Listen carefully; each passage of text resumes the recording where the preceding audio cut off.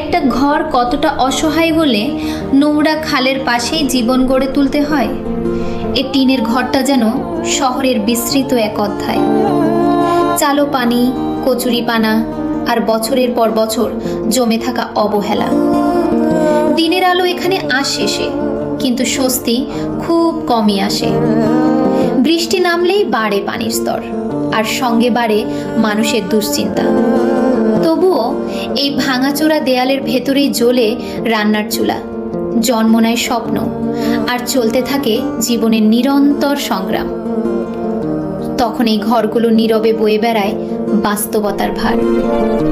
খালের দুর্গন্ধের মাঝেও কেউ একজন এখনো আগামী দিনের আশায় চোখ বন্ধ করে।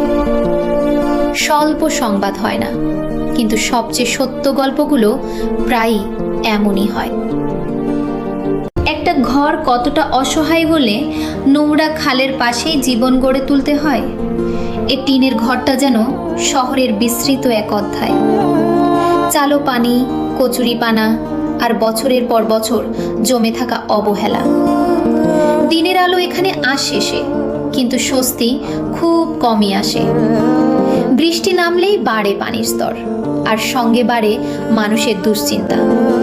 তবুও এই ভাঙাচোরা দেয়ালের ভেতরেই জ্বলে রান্নার চুলা, জন্ম নেয় স্বপ্ন, আর চলতে থাকে জীবনের নিরন্তর সংগ্রাম।